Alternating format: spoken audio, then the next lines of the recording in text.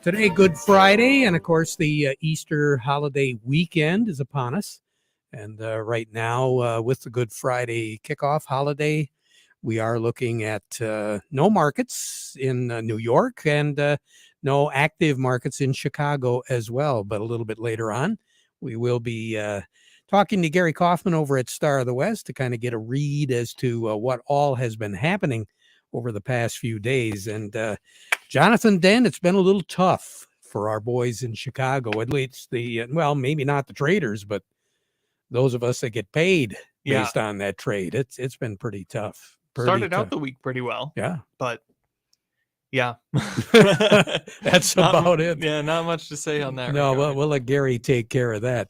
Terry Henney here at Radio Center, along with Jonathan Dent. I hope you're having a good Friday, and hopefully the opportunity to get together with family and friends as we go through the holiday weekend and undoubtedly ushering in spring.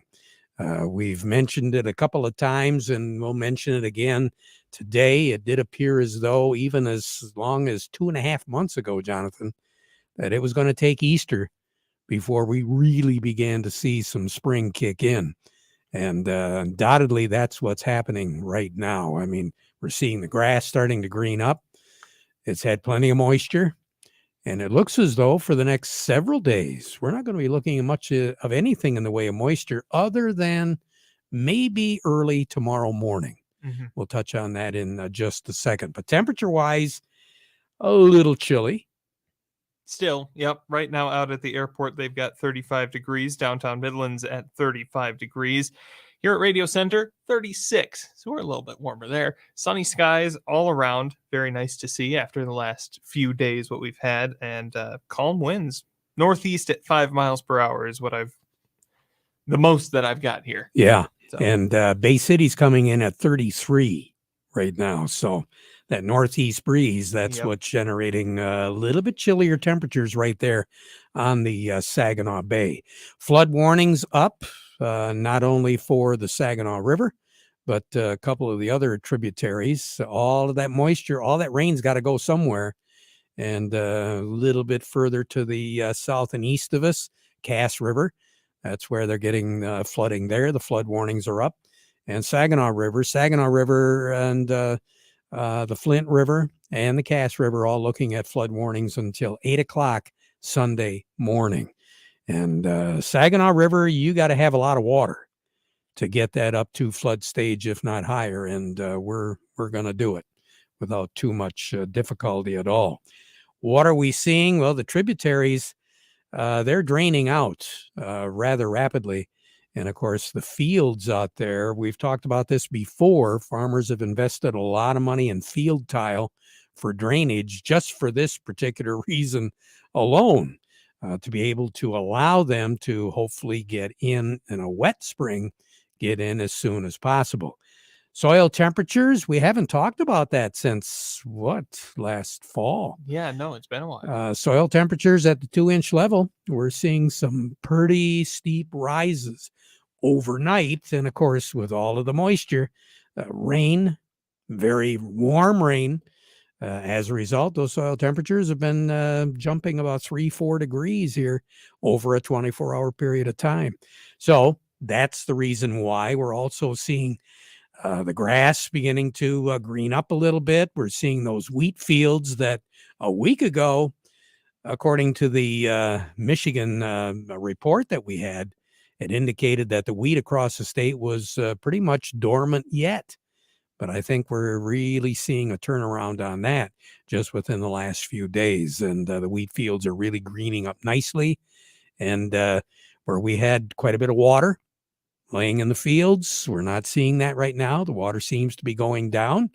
So that's good news for our wheat. We've had a very, very, very good wheat season last fall, over the winter, and here in the spring. It doesn't look too bad at all. Other parts of the country, it's been pretty tough. We've talked about some of the severe weather in other parts of the country, and it is continuing. South of the Tennessee Valley, we're looking at a major low-pressure system that started up around Oklahoma, Arkansas, right in that area. That low moves right straight east, and it's going to exit North Carolina here over the Easter weekend. It is going to generate some very severe weather once again. There will be some reports of tornadoes down in that part of the country as we go through the next couple of days. It just seems as though once they start in a certain area, they just keep pounding at it. And we're seeing a lot of that activity. As a matter of fact, I'm looking at a statistic right now that as of the end of March of this year, the first 3 months, first quarter, more than 300 tornadoes have touched down across the country. What's really interesting about this is Tornado Alley. Yeah, they're still experiencing them, but not as great as what it's normal. They're actually at or below normal in Tornado Alley. A lot of the storms and tornadoes that we're seeing are in areas that have been less affected over the past few decades. So some folks are getting it where they haven't gotten it in quite some time. We're looking at, in particular, Los Angeles, California. Really? Of all places. Yeah. They had an EF1 on March the 22nd, Mhm. right around the first day of spring. Damaged 17 buildings there. One person was hurt. It was the strongest to impact the metro area in LA since March of 1983. Wow. So you're talking quite a while. St. Louis, Missouri, over the last 100 years or so, St. Louis, right downtown, has had 4 tornadoes. Now, again, that's over the last 100 years, but that's something that just isn't normal. Port Orchard outside of Seattle, Washington. Now, this was back a few years ago, December of 2018. It was the strongest storm to hit Washington State, in particular in that area, since 1986. So June of 2018, there was a system that moves through northeastern Pennsylvania, wind speeds of over 130 miles per hour. It was a EF2.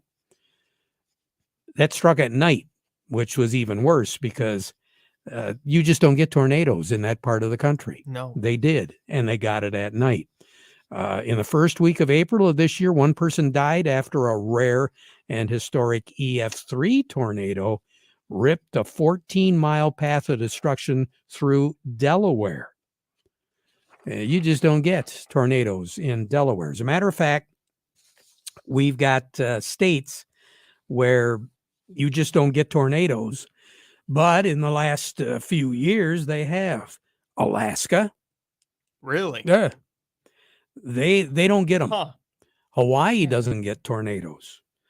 Rhode Island doesn't get tornadoes. Vermont, no tornadoes.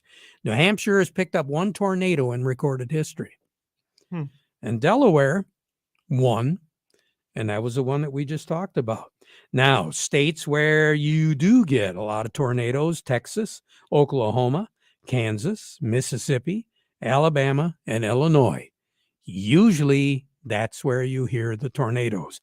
And they've picked them up again this year.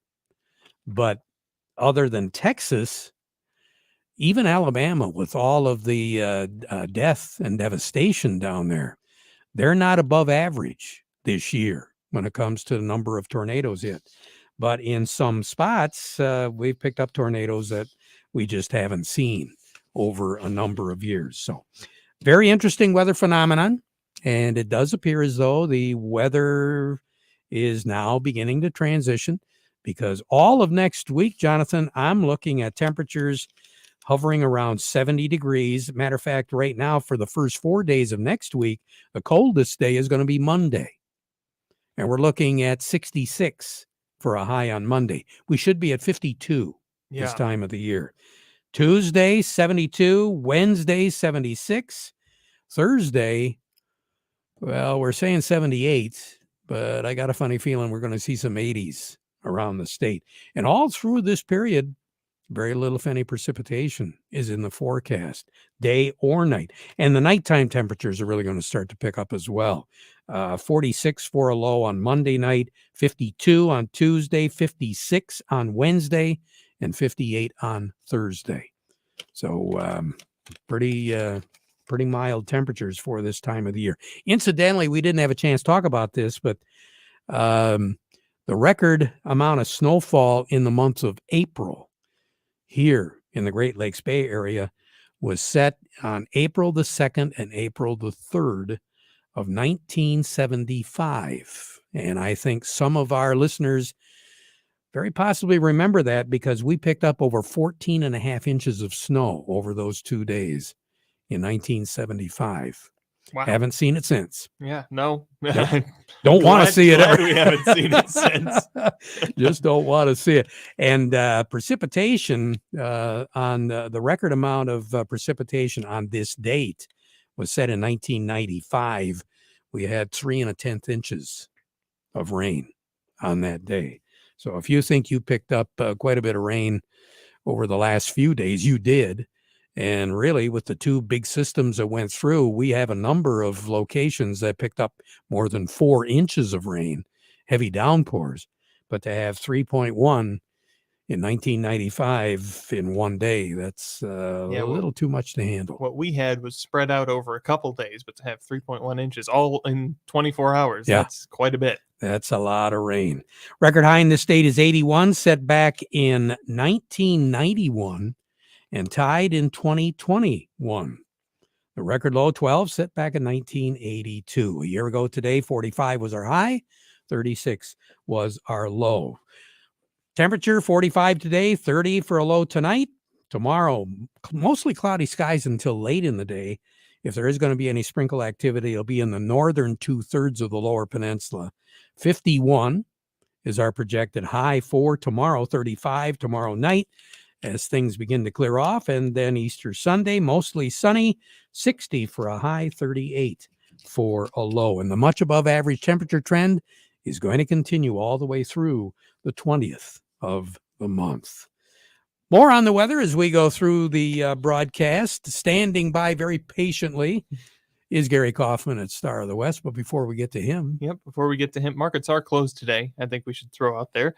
But before we get to Gary, the weather report today brought to you by the folks at Nutrien Ag Solutions. Nutrien Ag Solutions has the local expertise to recommend the corn, soybean, and other seed products that are the best fit for your field. Plus, unparalleled agronomic support with products and services to unlock yield potential and improve crop performance from planting to harvest. Ask about our financing options to help you get more from every acre and lead the field. Visit your local Nutrien Ag Solutions branch or go to nutrienagsolutions.com. Say, do you want to unlock the secret to higher yields? If you're applying dry fertilizer, the key to better yield potential is Titan XC. Titan XC is a fertilizer biocatalyst that unlocks and releases the bound up nutrients in granular fertilizer, promoting better root uptake and plant growth. Drive performance this season and beyond. Release more nutrition. Expect better results with Titan XC. For more information, visit lpi.ag/unlock or contact your Nutrien Ag Solutions crop consultant today. Along with us, Gary Kaufman at Star of the West over in Frankenmuth. Gary, first of all, good Friday to you. Good Friday to you as well, Terry. Thank you. And I hope you and your family have a very comfortable, restful, and pleasant Easter holiday. It's a great opportunity to get together with a family, and we're going to have some pretty nice weather for it too. Oh yeah, it's always a nice tradition to get together with family. It's one of our special treats that we're able to partake in for sure. So. And my hands are already stained with all the dye that I've been using on the eggs. So it only happens once a year, and you know what time of the year it is when Grandpa's got orange and red and green and fingernails and all that stuff. But the stuff is supposed to go on the eggs, not on my hand, right, Jonathan? Well, it's supposed to. Yeah, it's supposed to. Yeah. Well, so, I think we've all been in that camp. It's always on everybody's hands. So. Yes, we have. Well, Gary, kind of an interesting week when it comes to the Board of Trade, huh? Yeah, last Friday we had that, that much anticipated acreage and stocks report, and we had a pretty pretty good day last Friday, and coming in earlier this week, we had a pretty good market on Monday, and it kind of held its own on Tuesday, but yeah, for the rest of the week, it was kind of just like slowly leaking lower, I guess you could say. So, Well, nothing worse than a slow leaking boat. yeah, it's just, I mean, we're just, beans were kind of the bullish report last Friday, and during the week here, we watched favorable weather, I guess. Export sales were pretty poor on beans this week. That kind of added to the fuel yesterday for the most part. And then yesterday also, we're going to get next Tuesday, we got our monthly April USDA report, and we're going to get an update from South America. And it looks like they're going to increase Brazil's soybean crop again. So that's why beans were down pretty hard yesterday. They're looking for more production there. So, but, moving forward, as we get the weather to cooperate and guys get in the field and we get some planting progress going on, and we'll watch that report as we move forward in the coming weeks as well. So I guess I was kind of curious about the wheat because I know that the wheat here looks absolutely beautiful, but I keep being told that other parts of the country, the wheat crop has really been tested, and especially where spring wheat goes in, a little bit further to the north, over in the Dakotas, sections of Nebraska, around in there, they've had some really cold and snowy. It's been rough weather. yeah, it's going to be interesting. We did have our first crop condition report on wheat this past Monday, and we'll get another one this coming Monday. And as you look at that overall crop rating per se from this year versus last year, it's about the same, because we got some pretty decent areas, but like you just said, Terry, we got some areas that could potentially have some damage in it, and like northern plains, gosh, they got a lot of snowpack, got a lot of drying out to do up there. Is that spring wheat going to get in? So it's it's just a matter of, will the weather cooperate in that neck of the woods? And they're looking at probably less corn acres up in the northern plains and more soybean acres because of the late spring.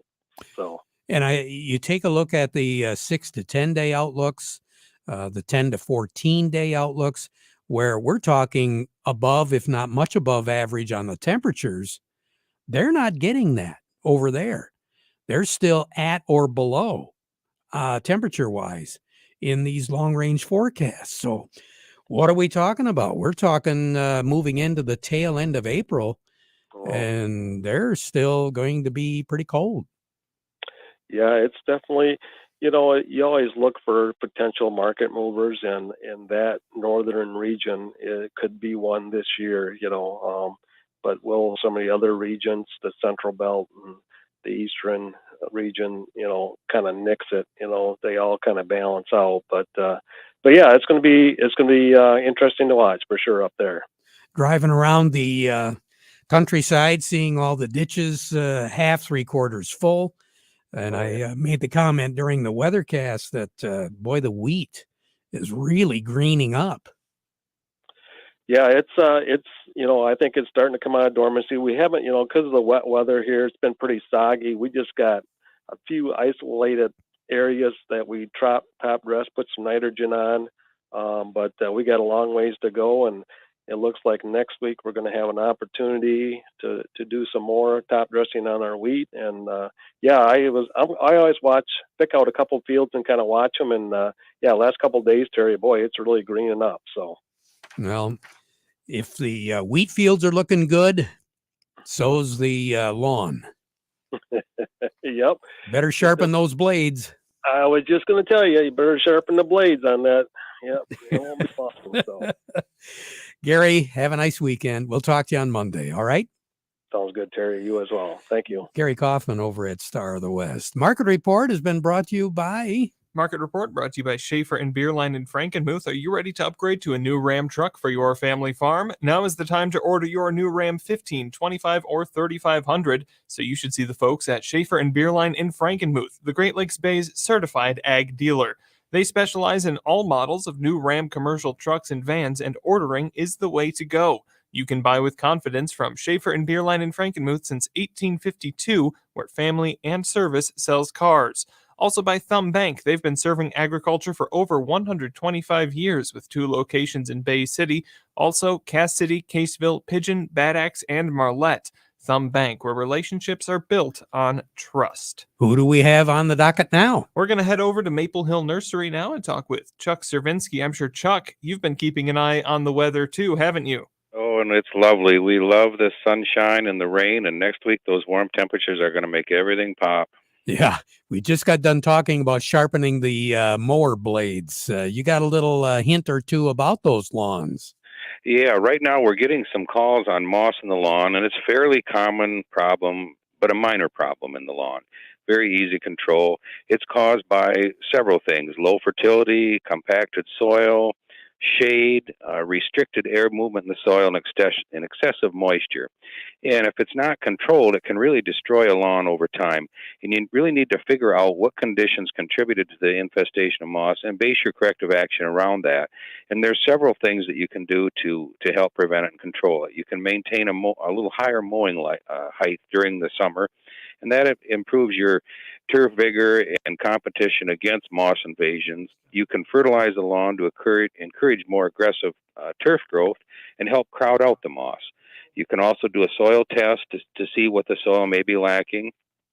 Core aeration really helps to reduce compaction and increase that air movement. And if shade is an issue, maybe it's time to prune a few of the trees to increase some air movement and sunlight to the lawn areas. And the last thing you can do is apply a chemical product to control the moss. Scott's makes a good granular moss killer, as does Bonide. We carry them both. And if you want to reseed after the treatment, you can rake out the dead moss and put down a few inches of new topsoil and reseed those affected areas. Yeah, it sure looks like we're going to have some weather to get that work done. So better be ready with all the product, right? Yep. And next week is going to be it, the way it's looking. It sure does. Have a nice weekend, Chuck. To you, the family, everybody, a happy Easter, okay? Yeah, you and Sharon and the kids as well. Thank you. Chuck Cervinsky over at Maple Hill. When we return, Kim Weiss from Lingle Equipment joins us. How do you make the most of your land? Shaw does it behind the wheel of the John Deere 1025R compact tractor. Why do I go by Shaw? Shaw stands for skilled hands at work. And he lives up to the name as he uses his versatile tractor To make my yard look as beautiful as I possibly can. But the Hubbards use their 1025R to do both vegetables and my flowers. It's exciting putting yourself out there, learning something new. And with a long list of easy to attach implements, ranging from a front loader to a box blade and backhoe, they both can make The earth takes the shape that I want it to take. There are millions of ways to make the most of your land. How will you make the most of yours? Nothing runs like a Deere.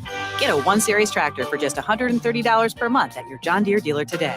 For additional cost information, please call toll-free 855-633-2315. Contact one of Tri-County Equipment's 11 locations in Auburn Hills, Bad Axe, Birch Run, Burton, Caro, Fenton, Lapeer, Marlette, Reese, Saginaw, or Sandusky, or visit Tri-County Equipment online at tricountyequipment.com. Well, we keep talking about lawns. Hey, let's talk to Kim Weiss over at Lingle Equipment.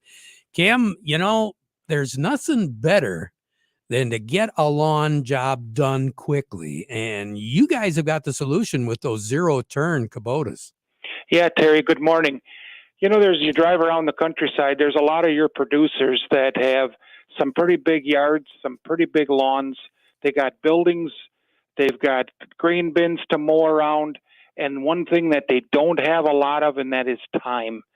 So Kubota's got a real nice commercial grade Z422 with a 60-inch deck. That's a 424-horse Kawasaki air-cooled gas engine V-twin, and it's got a 60-inch deck on it. It's for commercial grade, but Kubota feels it's priced for the homeowner or for the producer out there that's looking for a professional grade lawnmower. I have it on sale here, a normal sale price for $84.95. But if they come and see me and tell me they heard it here on WHDW on the farm program, I'll take $500 out of my pocket and put it to that deal to make it $79.95. That's right, $79.95. We have good financing rates for it, 0% financing. you could be into that machine for $129 a month. No. Come on in and see me here at Lingle Equipment, right alongside I-75, just south of the Zilwaukee exit.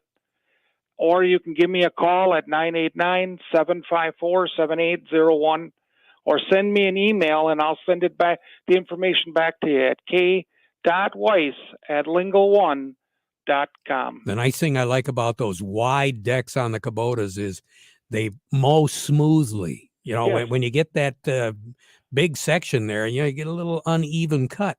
You don't get that with that Kubota. It's a really good machine. Yeah, and you don't have to get so close to trees because that mower deck is sticking out there. That's And right. I've had one for 5 years, and the only thing I've had to put towards this machine, and I put a lot of hours on, is oil and oil filter once a year. Hey, there you go. Great Kim Weiss, machine. happy Easter to you. You bet. You too, and all your families. Thank you. Kim Weiss over at Lingle Equipment. We'll be back at 12:30 with an update, but now we conclude our program with the playing of our national anthem.